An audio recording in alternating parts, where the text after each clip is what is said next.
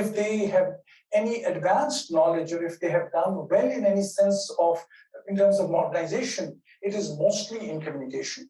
It is mostly in creating a fear. It is mostly, for instance, one figure, and that will explain a lot. And this, I mentioned the reference of it when I was trying to get this figure, which I'm about to share with you. I was looking at the number of clerics, or number of progressive Muslim clerics in Pakistan who had challenged bigotry, challenged extremism, and I was trying to see their profiles. Some of them, 3 or 4 who I was looking at, were killed by terrorists. And I was looking at how many are there and what do we know about the trend. And when I compared the Pakistani statistics with Afghan, I stopped working on the Pakistani statistics, because in case of Pakistan, at that time, when the time I'm referring to, this is 5 or 6 years ago, all I could gather was about 6 or 7 prominent Pakistani Muslim scholars who were killed because of their relatively progressive, liberal is too strong a word, but progressive views, those who were challenging terrorists. However, in case of Afghanistan, this is 4 years or 5 years ago, the number of people I learned who were killed by Taliban, number of people in terms of clerics who were leading different mosques, at that time the figure was about 850. And in the last few years, even there were more. So any religious cleric, any imam of a mosque in Afghanistan who was challenging Taliban's worldview and Taliban's bigotry was simply eliminated. So we know that Taliban had developed, from their point of view, a very strong strategic policy to challenge and to eliminate anyone who challenged their religious worldview. And they knew the most important and most lethal from their point of view challenge can come from those who are the religious clerics, because and that also tells you, Taliban are very particular about their religious worldview, even if they're, in a sense, a political militant organization as well, with using terror tactics. We know all about it. However, they are very keen about their religious identity and what their exact religious views are. And this will become important when I talk about the Taliban-ISK rivalry, because that will help me explain it. So Taliban, the new Taliban are, yes, they are young, they are new, and they have all their connectivity through social media. They, even the old Taliban, the way they had expanded their influence was reaching out to a network of truck drivers or transporters, always giving them these cassettes, the old cassettes with Taliban songs, which changed them to social media activity. Their social media channels were very, very popular. They were, at one time, Taliban website was providing translated materials in English, Arabic, Persian, Urdu, and one other language as well, even Russian at one point. So that's one important point right up front to know that this is a new generation of Taliban. Also, it is very critical to understand, they also expanded over the years the network of their allies and their partners. 1995 to 2000, their most important supporters and ally was Pakistan, UAE, Saudi Arabia to some extent, because these were the 3 countries which are providing them some diplomatic support. Today, their linkages are much different. We often forget Qatar. Without Qatar, and without Qatar providing the Doha Forum, which allowed these all Taliban leaders to negotiate with us, without that platform, without Qatar being supportive of that process, without Qatar providing that hub of diplomatic activity, there would have been no negotiated deal and no Taliban today. So Qatar is a very important player. Today, even when all the transportation and the air links were happening, it was a Qatar Airways which provided that. Russia also, we know, in some cases supported. One other example, Iran. People would generally think, because of the Shia-Sunni differences and others, and because of the old Afghan-Iran rivalry. We know that, I think 96 or 97, Iran and Afghanistan, Taliban's Afghanistan, were very close to a war. But yes, how that changed. Just one fact which will explain my position.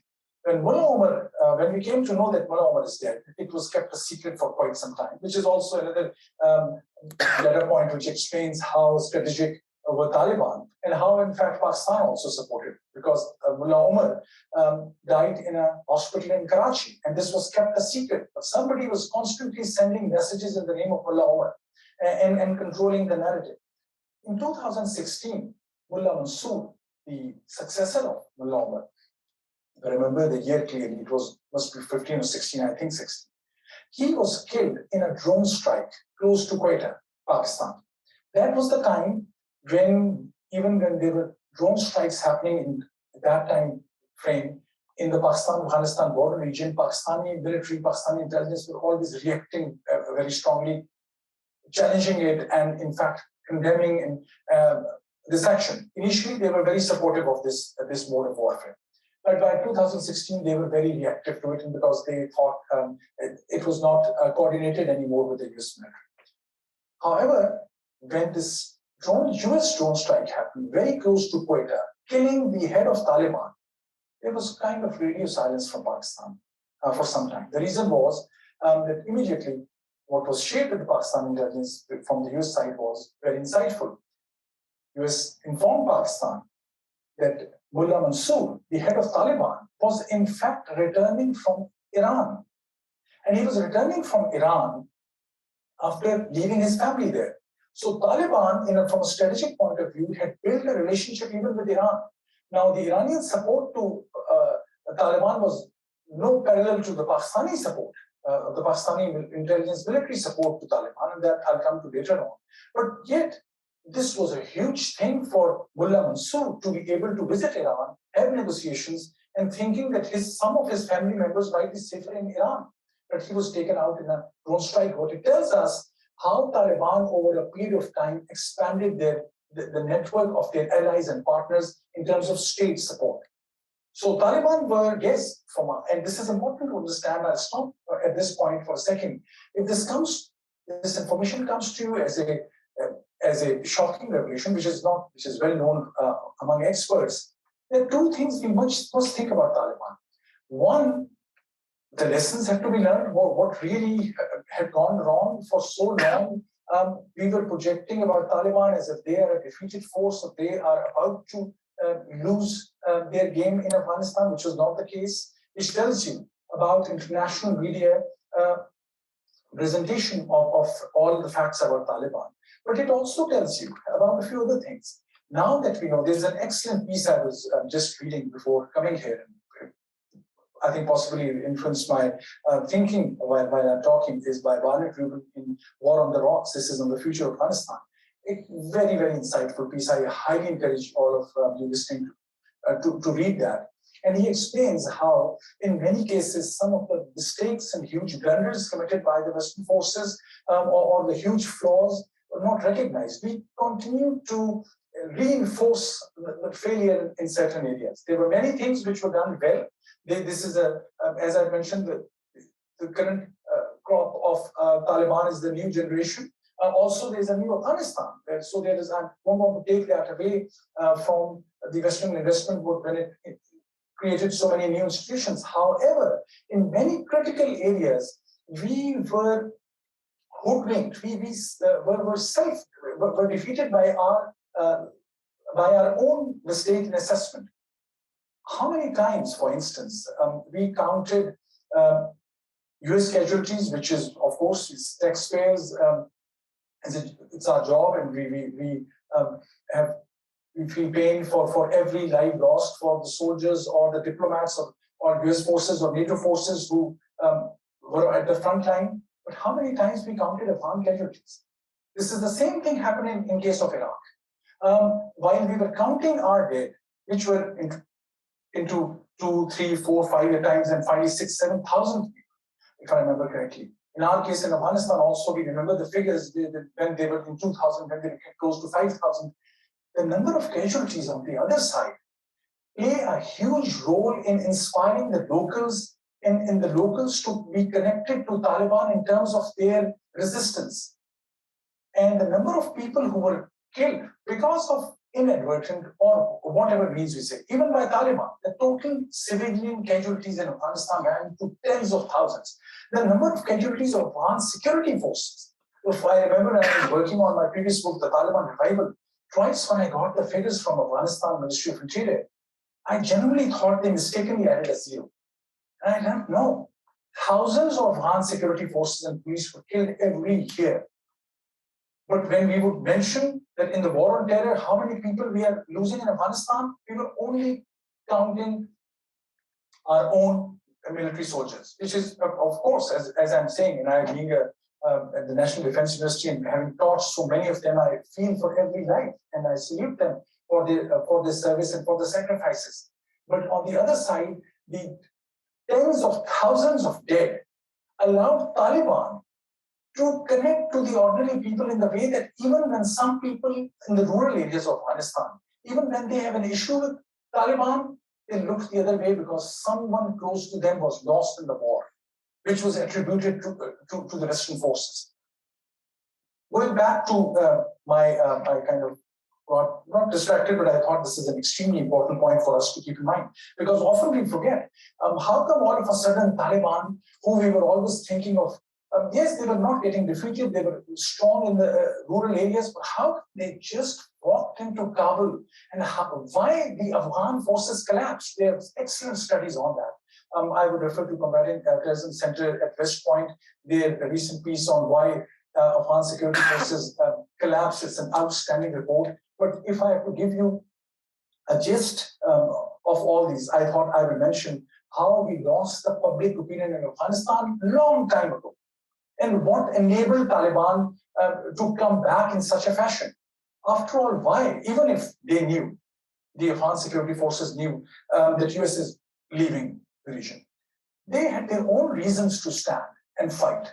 But in most cases, we started hearing that they had started giving up the military commander in a certain district to just hand over to Taliban, or just say to Taliban, salute them and say, we are from today onwards, we are supporting you. Because no one was paying them even salary in the last 3-4 months. The point I'm very briefly mentioning to the relationship between the rest of the outsiders and the elite in Afghanistan. Many of them were well-meaning and don't want to again take away the work of so many human rights activists, so many honest, brilliant, brave people in Kabul who are still facing all this. But what I must mention is the elite partners, those are only exposed in front of our eyes when they flee the scene. And then we started thinking, oh, why Ghani left? So why was Ghani our preferred partner in the first place? What was Ghani's background? Who built Ghani's career? Who built Ghani's political career? Who enabled him to win the election? So if continuing to collaborate with and continuing to work with our favorite partners who speak in our language, in our accent at times as well, and who speak this in terms of the same goals, at times then fool us. No one else will be blamed for fooling, but us by picking not necessarily the wrong partners, but by picking partners who lack linkage or association with the people on the ground. These things I'm referring to also because these are extremely important thinking about the future of Kabul and Afghanistan as well. Let me go to this question of, these Taliban, howsoever they succeeded, they were enabled, and now that they are in power in Afghanistan again, have they changed ideologically? Should we think about them in a different fashion? And here the question, very briefly, I would refer to, they are from the Deobandi Sunni Hanafi school of thought. And this is important to understand because they are now being challenged by ISK, who are seen as some might call them Wahhabi, others call them Salafi-oriented. The most interesting thing is that in the Sunni Islam and within South Asia, the Deobandi and Salafi school of thought were generally categorized or bracketed into one group. If we had known that this is a Barelvi were those who Barelvi Sunni, Hanafis were those who were more for the lack for the lack of time in a sense. If we were thinking about the Sufi Islam versus the hardline Islam, I'm putting it in simple words, it would have made some sense. If we had said, okay, the Sufis and the Shias and other minorities are in one group, and the Salafis, the Taliban, and Deoband, everyone is in the other, and they are fighting with each other, it would have made some sense. But this is far more complicated than that.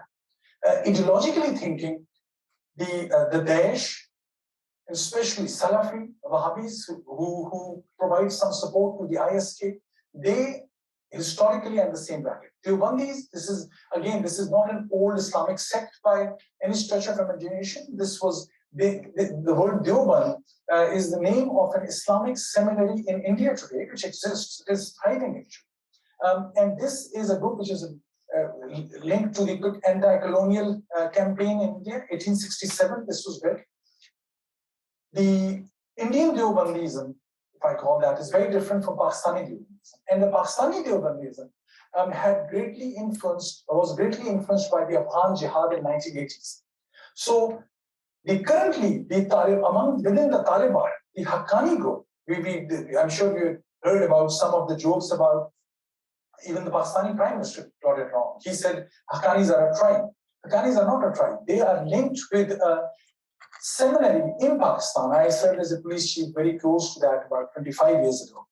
Is the Haqqani seminary linked to Haqqani, who was the head of the institution. So yes, he belonged to a certain group which was known for this, but it was Madrasa Haqqaniya.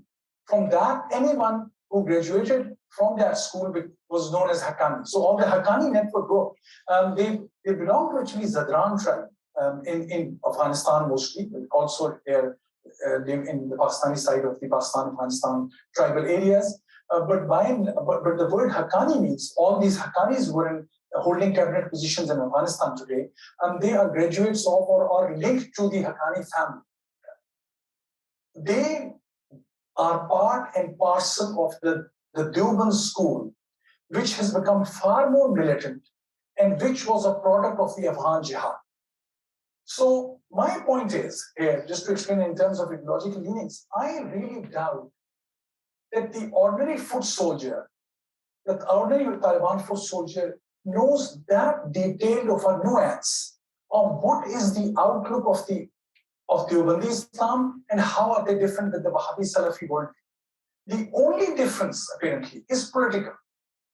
The Deoband school of thought and the Taliban, they are, you can argue, more nationalist. They are linked to Pakistan, India, and Afghanistan. So they're regional in that sense. But their motive, the Afghan Taliban always wanted an Islamic emirate to establish, from their point of view, quite a dogmatic point of view, I must add, an Islamic government in Afghanistan. Whereas ISK, which is an offshoot, of course, of the Islamic State of Khorasan, Islamic State of Iraq and Syria, ISIS, they are more transnational, they want a global caliphate, and their worldview is different. So this is more political. There's nothing within Islamic jurisprudence that can help us understand how these in jurisprudence sphere or in terms of pure Sharia, what is the difference between ISK and Deobandis? Except that they both fall in the bracket which is against what they call bid'ah, which means innovation. So they are against all the Sufis, they are very critical of the Shias, they are very critical of all other minorities, they are very critical of what we call liberal Islam in a sense. However, in their deep Islamic worldview in terms of Sharia and jurisprudence, they are more alike than different. That's why it is even more complicated to understand their fight. Moving or linking this with ISK, while I'm on this point, many of the members of ISK today, who actually conducted today's attacks, they're not Arabs, are not ethnically different. They are mostly those folks from Afghan Taliban who defected to ISK. Many of them, in fact, most of them are regional players.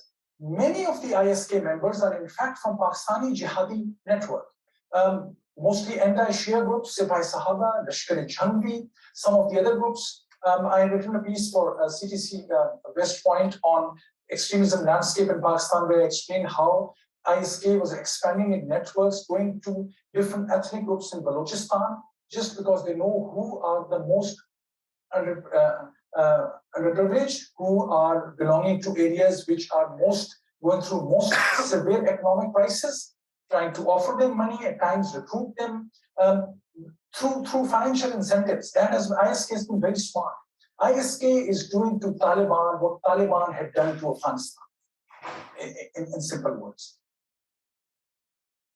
Moving from ideological, take not more than about, I think, 10 more minutes.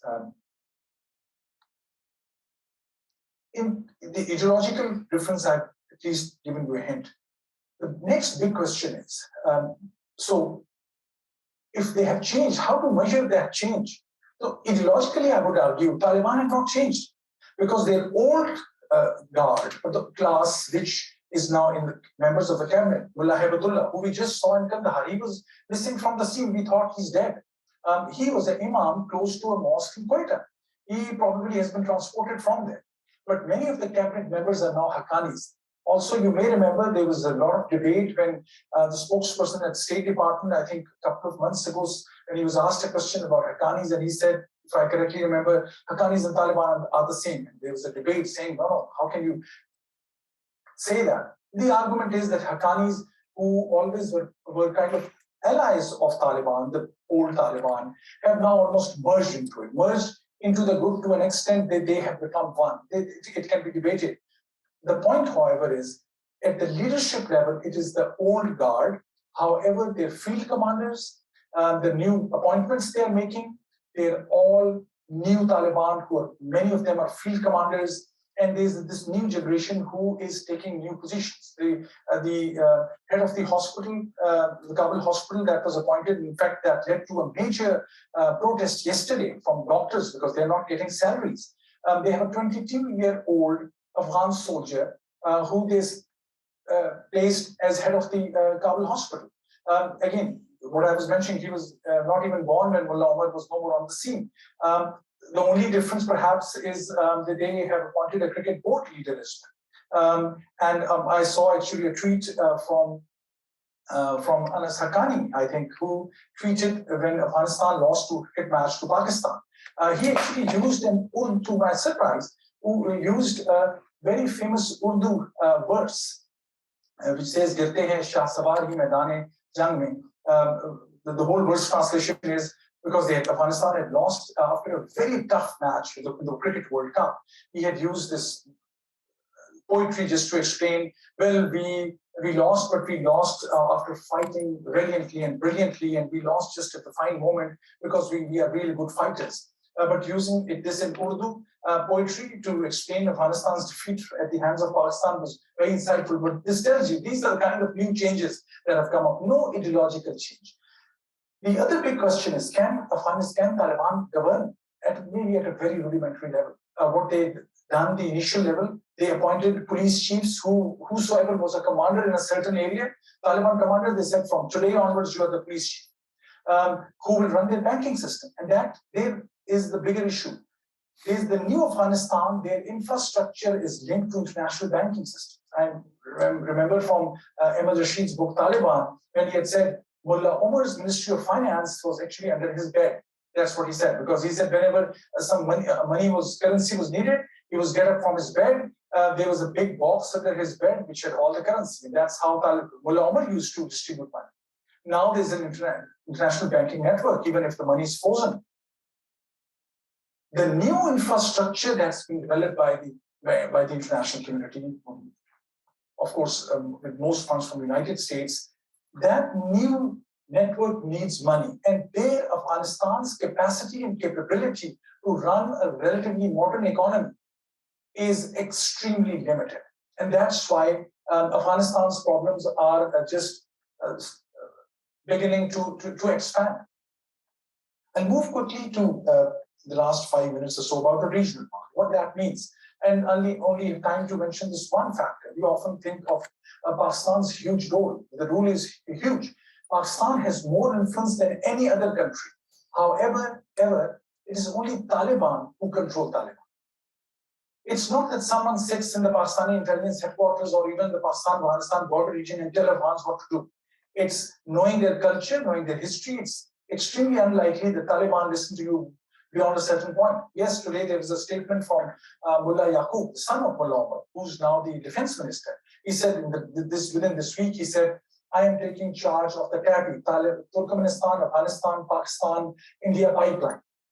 TAPI. And because that's Pakistan's interest, probably also that played a role as well. Yes, it was the Pakistani intelligence chief who landed in Afghanistan first. Soon after, interim government was announced. So Pakistan had a huge role. Or let me be more specific. Pakistani intelligence, the ISI, had direct role in probably pushing, probably most likely influencing cabinet selection, and that's why Haqqanis became very powerful and empowered in that group, and they are very close to Pakistan. But that doesn't mean that the other regional countries have no role or influence, as I mentioned about Mullah Mansour and his Iran links. Even China, the Chinese head of state had met Mullah Omar in 1990s. He was the only non-Muslim leader who was, I think, their ambassador in the region or very senior official who was allowed to meet Taliban leaders. Today, their links, think about, Taliban were holding major conferences in Moscow. So their links are much more regional. What this all means in the Taliban capacity, in a nutshell, Taliban capacity to govern Afghanistan is extremely limited. Their resources are limited. There is an issue of trust. ISK, as we now know, ideologically not much different, but politically they have very different ambitions and goals. They are going to strike Taliban at every point, and Taliban are now learning. Taliban were able to disorient the Afghan government because you conduct a major terrorist attack in a military headquarters or in a police headquarters, and of course that is very disruptive. That's what ISK is doing now. And ISK has so many former Afghan special forces folks, so many, again, we don't know the number, but we are getting this information every day that there are more and more people joining. ISK is intentionally reaching out. Why are those former Afghan soldiers and officials joining ISK? Many of them are non-Pashtun, and many of them are Tajik. And they know that they have been, now this is the Pashtun-dominated Taliban who are at the helm of affairs. So this is the old ethnic rivalries at play as well, and ISK is benefiting from that. In conclusion, what all this means, very clearly, I will mention just 3 points and close. Number one, the rise of Taliban and their increased rivalry with ISK means empowerment of many religious extremist groups across Southwest Asia. Because now they have a model. They were resilient and they were able to win over a country. Again, despite being targeted with resources, with military, with actual military presence, they were able to come out of it. How much of this was because of regional power play or support? That's besides the point. They were able to stage a comeback against all odds.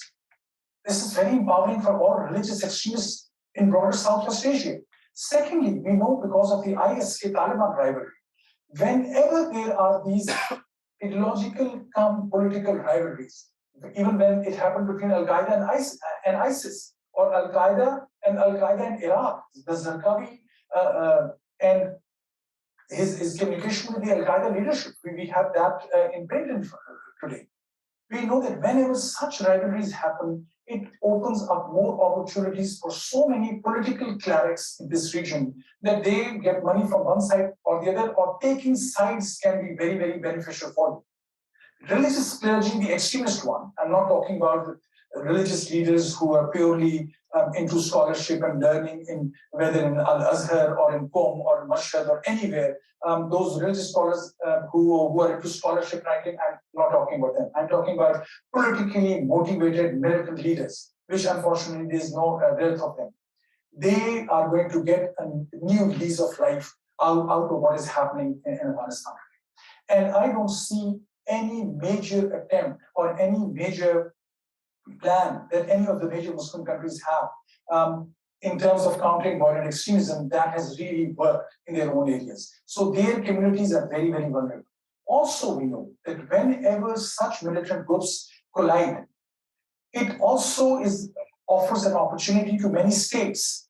Many of the militant organizations within the Muslim world, think about Muslim Brotherhood and think about the rivalry between Qatar and UAE and Saudi Arabia. Many a times, these religious militant groups get state sponsors as well. Unexpected state sponsors. We often think of Pakistan and India and know that Afghan Taliban had received a lot of support from Pakistan, But in this landscape of militant proxy warfare, so many countries back different countries. So that's where I will conclude. My conclusion is, unfortunately, a pessimistic one, which is that with the empowerment of new military organizations and with increasing violence in Afghanistan, which is already impacting regional countries, the number of terrorist attacks in Pakistan border region, inside Pakistan, at the hands of the Pakistani Taliban, who are more closer to ISK than to Afghan Taliban, that is already spiking. The number of attacks in the last 2 months have gone up to 50 from previously 5 to 7 attacks a month. So we are already seeing this change, because it's not about the actual one-to-one networking, but it is just the idea of Taliban. The idea of Taliban is alive and kicking, and that is going to create more such groups or empower more such groups. And I don't see the regional countries or any major Muslim players in Southwest Asia who have a very clear-cut plan on how to deal with some issues. And that's relatively pessimistic note. I will. Thank you very much.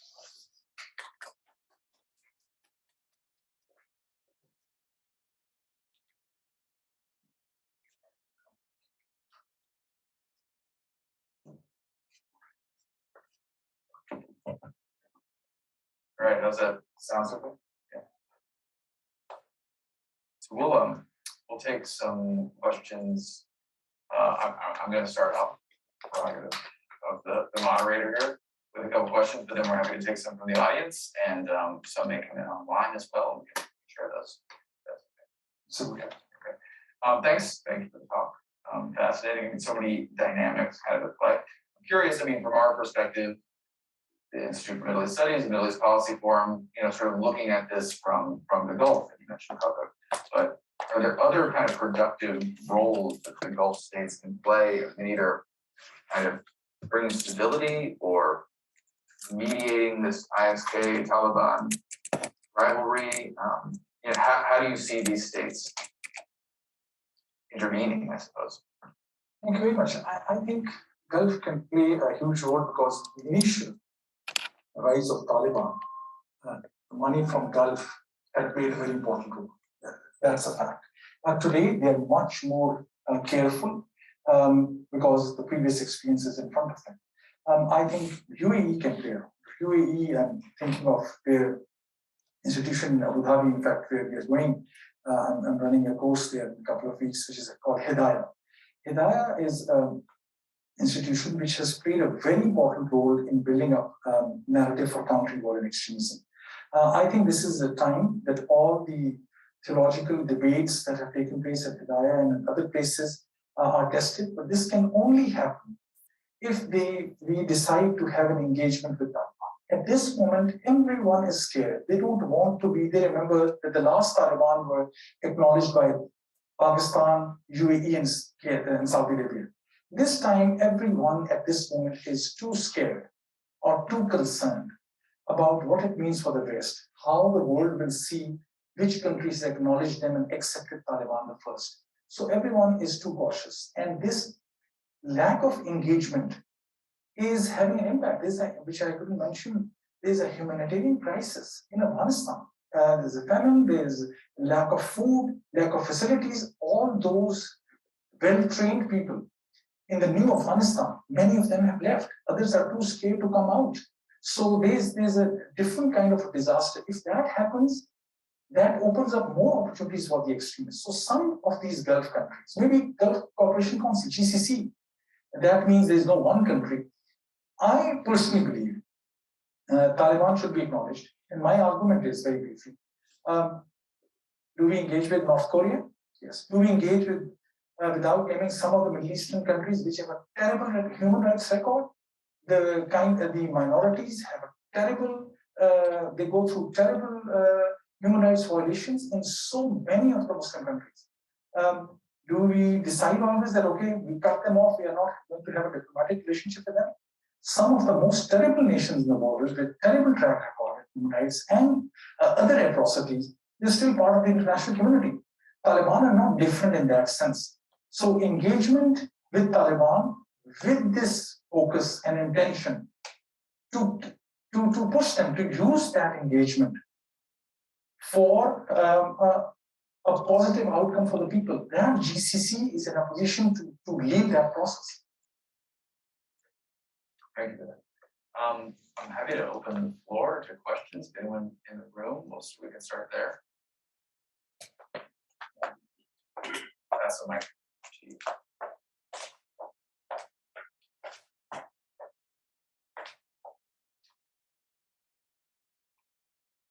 Hi, can you hear me? Yes. Thank you again for coming to speak with us. Your insight was extremely helpful. My question is, do you believe that the Taliban government is sustainable and will be in power for a while? And depending on your answer, what will be the implications of either a long-standing Taliban government or another vacuum of power in Afghanistan? Thank you very much. It is sustainable in a sense that even the old Taliban government was sustainable if we had not gone in because of the way they had collaborated with or supported Al-Qaeda. That would have continued. Like in Africa and many other parts of the world, there are countries which have gone through terrible resource crunch and collapse of their systems, but they still operate. So in that sense, Taliban government will sustain. There is no challenge to Taliban from ISK in a sense that ISK can come and take over town. I think Taliban have far more broader support among the people, especially in the rural areas, that they can sustain. Because Kandahar in the south, they have strong strength. To everyone's surprise, in the north, where we were not expecting Taliban to just run over. Taliban got all the support because they had reached out, even to one point where the one view was that Iran can use some of their Fatimian brigades and some others, which Iran had used to recruit many of the people, Afghan Hazara Shias, to fight in Syria, and they were these different small units. However, to everyone's surprise, Taliban during the Ashura, this Ashura is the 10th of Muharram, the day the grandson of the Prophet Muhammad, peace be upon him, was killed. So this is commemorated by all Muslims, but the processions on the streets are mostly managed by or run by the Shia Muslims, and Afghanistan is a strong Shia population. The concern was that what we know about the history when Hazara Shias were massacred by Taliban as well, whether Taliban will allow the Shia processions on Ashura. They not only allowed it, but they made telephone calls, and this was on media. They called some of these Shia centers and said to them, we are okay with it. We will actually defend you. They provided security. And we know that ISK conducted 2 major terrorist attacks against Shias because they said, okay, if Taliban are going to support Shia, we are going to attack Shia. And the ISK, it is closer to the ISK ideology to attack Shias than perhaps Taliban. The point I'm making, Taliban have made all the right choices from their point of view in reaching out. They have built relationship with Shias. They have built relationship with Northerners. So they will be sustainable in that sense. They will not be sustainable in a sense that we think of a modern state, because their banking system is not working. What the figures that I have heard, they need about $10 billion.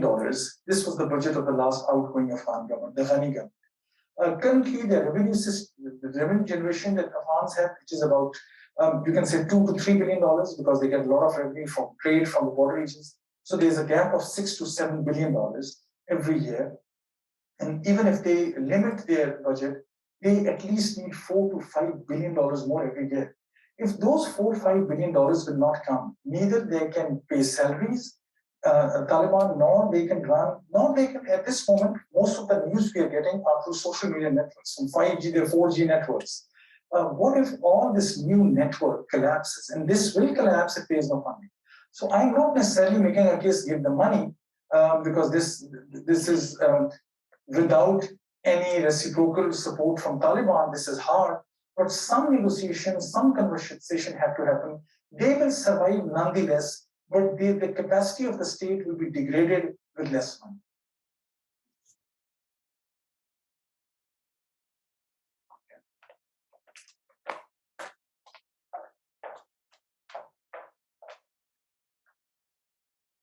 Hello, Professor. Thank you for coming today. And thank you for your lecture. My name is Julie Kim. I'm a second-year master's student in Asian Studies, focusing on the Middle East and North Korea. My question is, you said the rise of the Taliban and increased rivalry with ISK means empowerment of many extremist groups in the region. Do you think the US should directly engage with the Taliban in order to reduce instability in the region? Or do you think the US should engage more with Taliban's close allies such as Pakistan to pressure Pakistan help reduce stability in the to help reduce instability in the region? And the second question is, well, my group and I are doing a capstone project on Taliban and its relationship with Pakistan. And would you mind having a meeting with our group? If that's okay. Thank you. I'd love to meet the group. Always enjoy talking to students and young people, get better ideas, and so that's always doable. In case of US strategy, I mean, we did everything we could. I mean, I am somewhat, I should say tentatively, my view is that the Biden administration was left with very little possibilities. And yes, the way we departed could have happened in a better fashion because it almost created a different kind of a humanitarian crisis. But with the kind of allies we had, which was shown through Ghani and many others, none of the top cabinet ministers or the military chief had the courage to stay. Some of those should have thought about little honor. And I mean, I should not put it in a negative sense that we wanted anyone killed in Kabul. But now we know Secretary Blinken said yesterday, he said he was talking to the president of Afghanistan, Mr. Ghani, and he said to him that there is a plan and he should hand over power to that internal setup. I don't think the Taliban, who had already negotiated a deal with US, that whatsoever about their orientation, but we were in a relationship with them with some trust because a deal was cut, and Taliban had kept themselves outside the kind of the boundary of Kabul. If Afghan leadership that we had worked with for so long, they had stayed in Kabul, the transition could have been smoother and they would have been more representative of all of Taliban, all Afghan political groups. This is now based on what our Secretary of State is telling us. What I'm saying, but even that didn't happen. That tells us some of the huge flaws in American understanding of Afghanistan and even understanding of our own partners who are enabled and facilitated by us. Something terribly wrong happened in that sense of our understanding. Yes, there was probably an administrative flaw in the way the date was given, but this date was given a long time ago. So US did whatever it could. And at this moment with Pakistan as well. And I think US policy working with Pakistan also failed because we continue to think that collaboration with Pakistan without taking care of Pakistan's concerns will work. Pakistan was always looking, when they were looking at Afghanistan, they looked towards Afghanistan, but they're always seeing India. They thought the Indians had a huge infrastructure presence, intelligence networks and others, which were meant to target Pakistan. And whether, I think that was an exaggerated assessment, but nonetheless, that was an assessment. I remember this excellent piece by Ahmed Rashid and Barney Ruman in Foreign Affairs. I think it was right after the 2001, 2002 or 2003, titled Grand Bargain. There was no grand bargain that we got at any point, which would have allowed us to have more influence in Pakistan.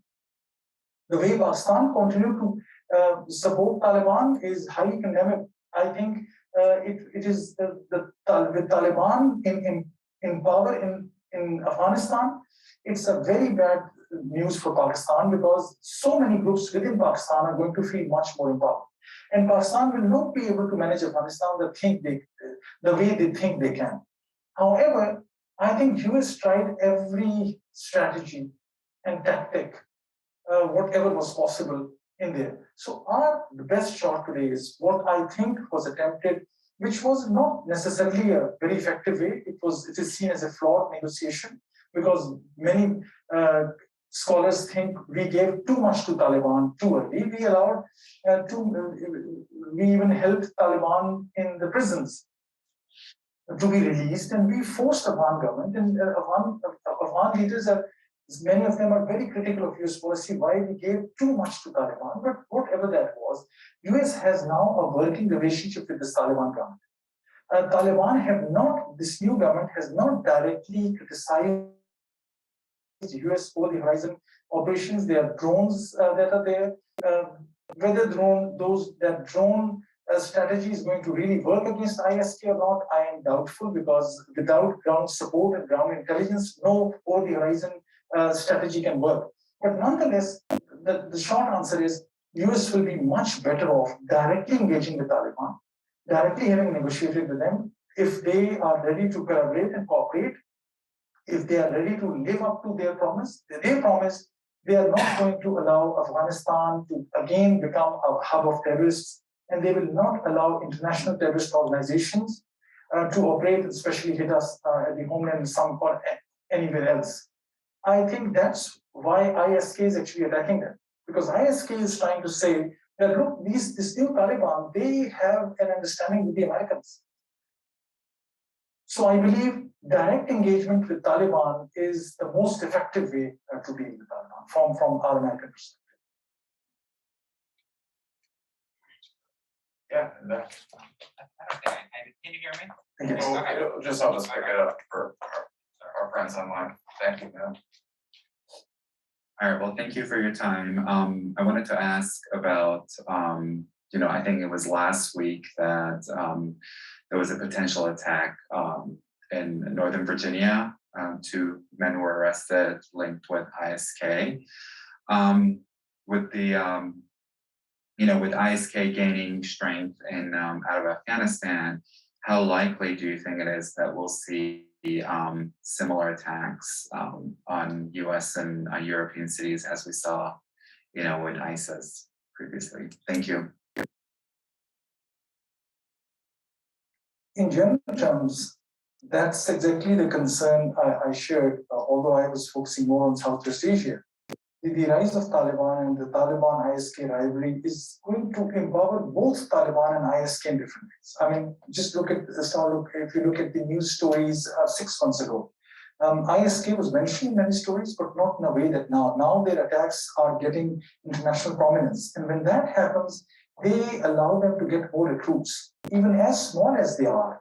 Their networks, their funding, their resources, the motivation for their soldiers increase.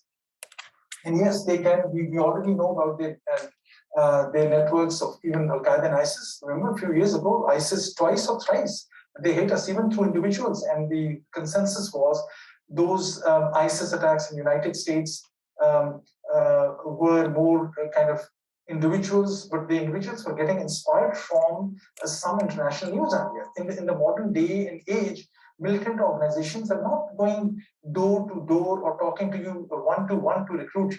Social media and their attacks and their messaging and their influence comes to social media. So that's the fear.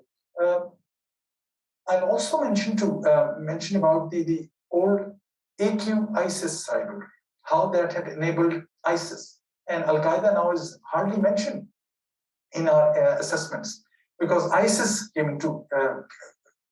received more prominence. And that's the challenge, that this cycle is very obviously there, because none of the major counterterrorism policies succeeded in a way to kill the idea of religious extremism. So many of these organizations, militant organizations, they were able to gain recruits and inspire. At one level, I'll not say this is acceptable. At one level, we understand that these things go on. Look at all the other terrorist organizations. Look at the non-Muslim terrorist organizations as well. They also survive in some shape or form.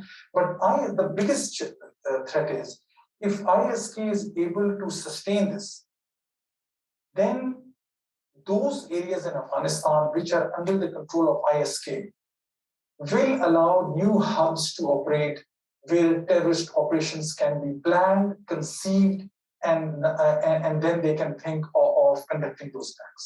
So I'm not particularly well informed, or I have not seen much whether ISK or Afghan Taliban groups or anyone associated with them have capacity to conduct terrorist activity in West or in Europe. That remains, I think, a limited capacity, but they are more focused on the region at this time. And if they sustain there, the more success they will have in Afghanistan, it will be more helpful for them to get recruits across them. Yes, please.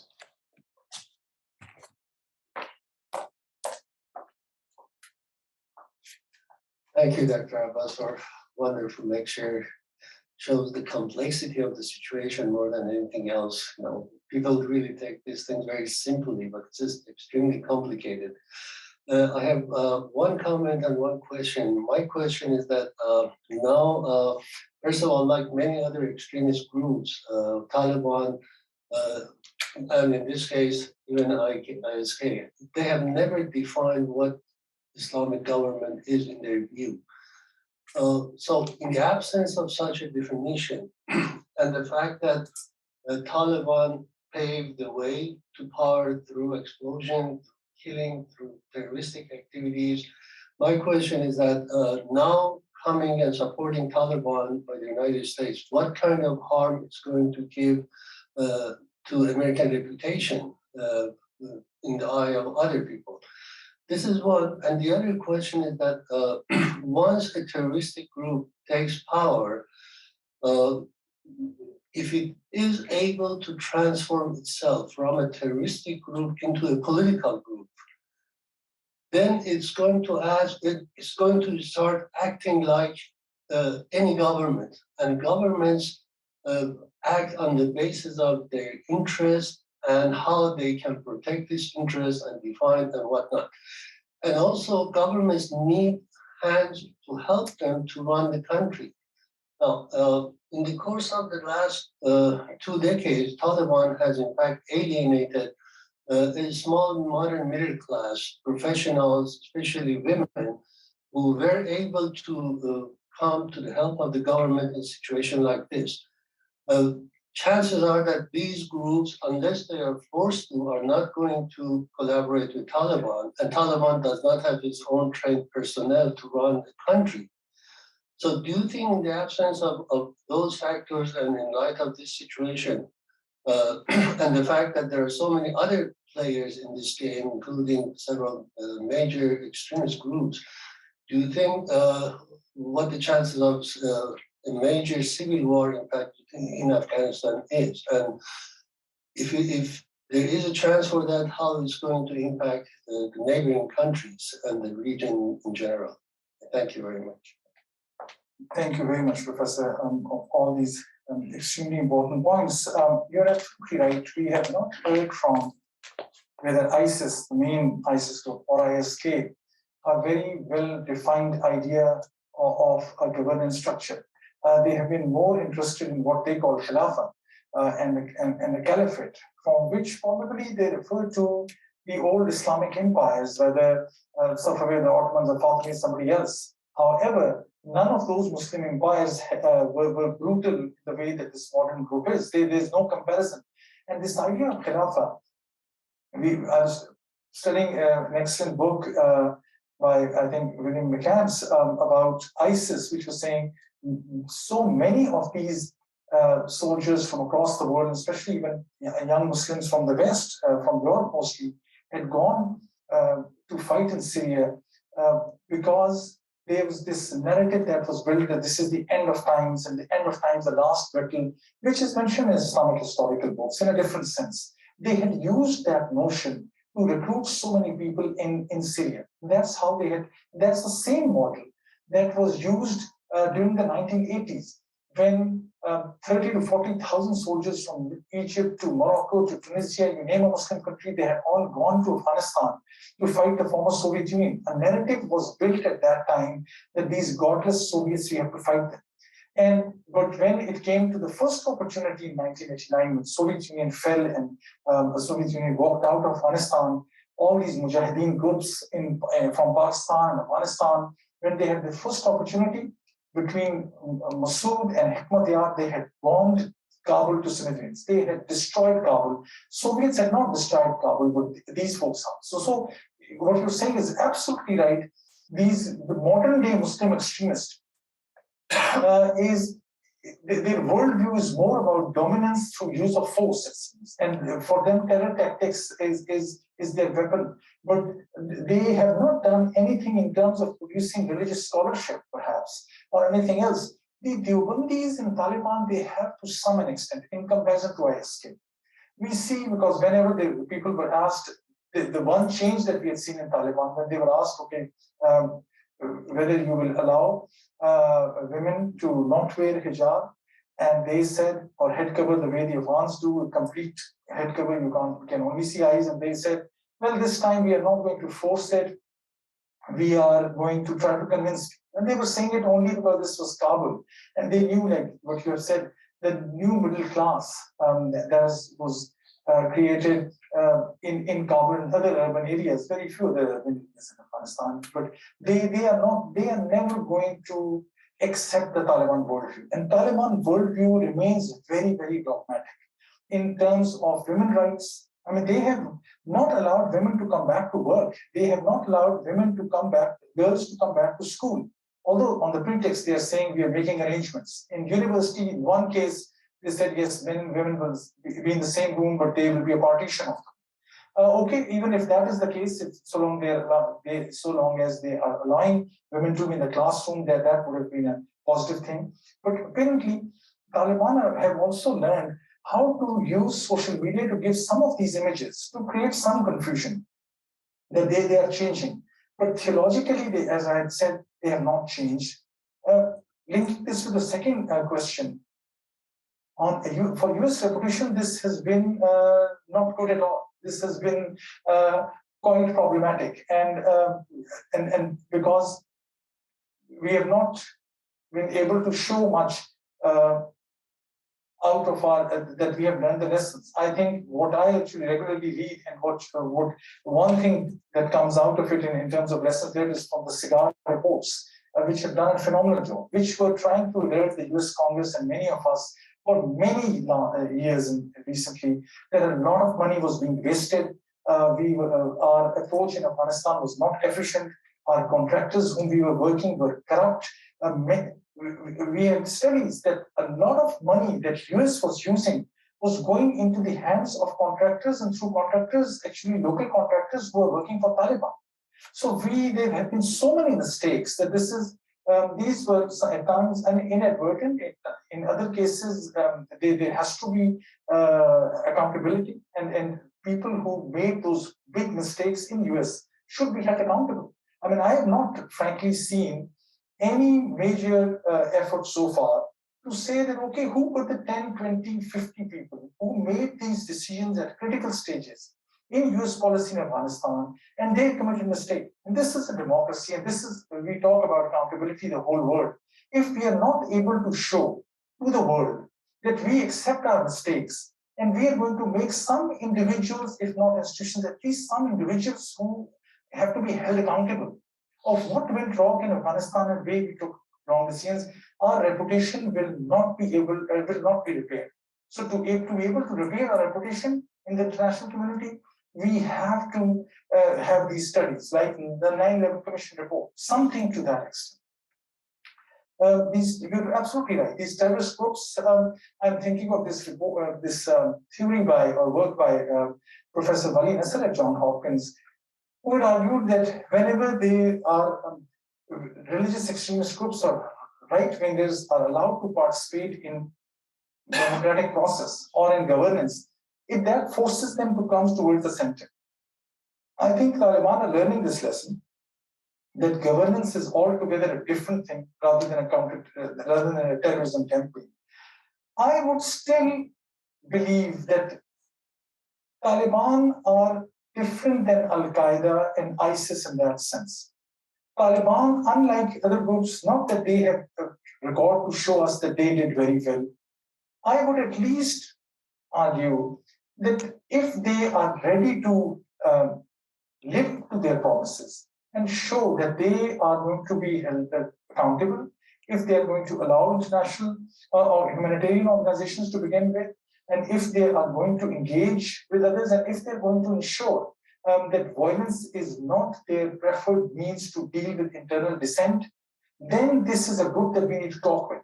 Because there are so many religious extremist groups. I'm concerned if we are going to just declare all the religious extremist groups and similar groups who are hardliner in their political orientation as in a category whom we are not ready to negotiate.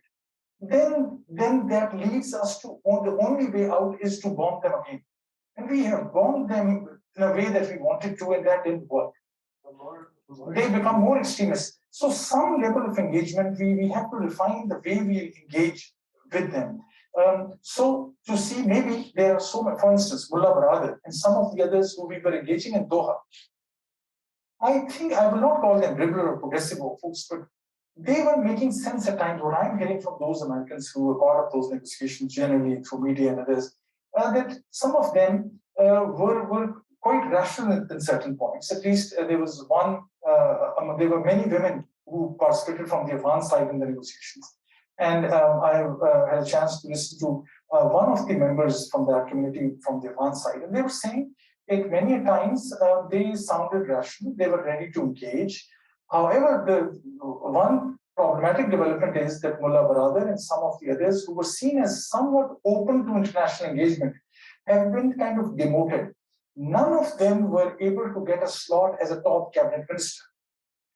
They were either put in the position as the second in command, or third in command, or deputy minister, or like this one gentleman, Stanzai, others who were, I think, smart people who are not in the cabinet anymore. So hopefully that this interim setup will lead to another setup. And if the international financial support can be used as a way to negotiate with them, that we want to see who are the folks. Some of the recently there was a major event in one of the big hotels in Kabul, where the families of the suicide bombers were celebrated, and some of those other terror attacks. And that, so if that's the pattern they're going to take, then that is going to be increasingly difficult to engage with them. So I am ready to give them some time to show and to come up that they are ready to engage. I think they are showing signs. That's why they were going to Moscow. They are talking to China. They are talking to Russia. They are talking to European Union. European Union committed some money to them for humanitarian causes.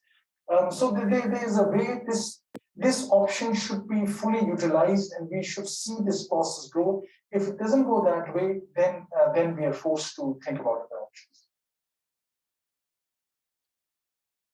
Questions? We probably have time for one.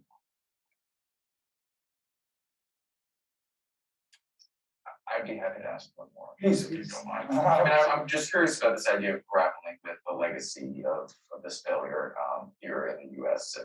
and sort of, I mean, on one hand, is our unwillingness to hold people accountable part of a sort of collective national desire to kind of move on, forget about it. But second, I mean, this idea that we would sort of go back and look at specific instances of corruption, you know, it does imply that there was a way in which this 20-year debacle could have worked out. You know, that there was a possibility of some sort of effective state building there, which I think is, you know, a real question. Two things come to my mind. This is an extremely important point. One thing is accountability, which I'm actually quite hopeful that will happen in some shape or form, because the way we function and the way Congress is looking at it, and the way SIGAR is there. So, and already a commission has been established, which is going to look into it. But two things come to my mind. One thing, the initial, when we had framed the whole US campaign in Afghanistan as a nation building, I think quickly we realized Afghans are a very old nation, and this is very demeaning to frame an issue like this. Yes, we can talk about state building, but the American or the Western state building, state capacity building formula we have to relook at. For instance, we initially invested a lot of time and money in building Afghan security forces, especially Afghan military. The whole focus on investing in Afghan criminal justice system was an afterthought. And we started investing in Afghan police very late because we were building the Afghanistan military as an organization which will counter Taliban, which is a very different model than what we do here. We have now right-wing extremists in this country. Actually, our new countering violent extremist policy in America is focused on right-wing Christian groups, which is an extremely important document. Actually, there's on the White House website. There is always a learning process here. Have we involved US military or US Navy or US Air Force to take care of the Christian right extremists? No. We are thinking of a law enforcement model. Why, when we go to other nations, we forget about our own values? Our model is a democratic model, which we pursued in Afghanistan, to our credit. We at least tried our level best. But why we never thought of investing in criminal justice system in Afghanistan, building their police, which requires a very different model. Even to train Afghan police, we couldn't get hold of enough US police officers or law enforcement officials to deal with those issues. So one is that, and that's a learning thing. That I think is, hopefully we need more focus on this, because situations will arise. In a few years, there will be a new crisis. And US as a global leader and as having this, the kind of resources and the kind of role in the world, US will be asked again and again at times for our own interests, at times because of other reasons, to intervene.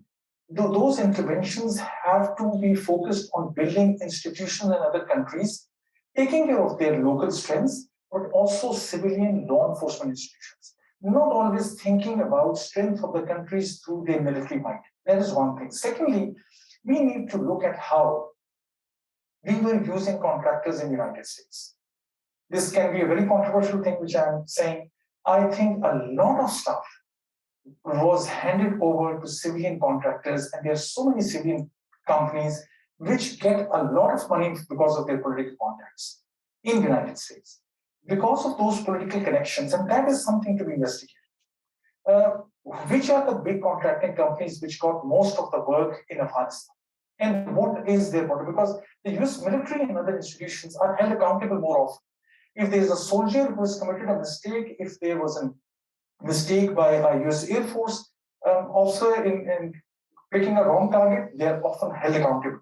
Military institutions have accountability process. The contractors which were doing a lot of work, if not most, I even think most of the work in recent years, the amount of money that those companies were getting for those, I know so many contractors who were getting millions of dollars as salaries. This is not often talked about. So how those companies were often getting the contracts, is there a way to hold someone accountable what they did in Afghanistan or not? I think that's also where we need some reform. These are the two areas where we need to look at, I think. All right. Thank you, Dr. Abbas. Thank you for a really fascinating discussion talk tonight coming out. Thanks for our audience for joining us, our online audience for your patience with our technical difficulties for sticking through it. Yeah, we'll have a round of applause. Thank you, sir.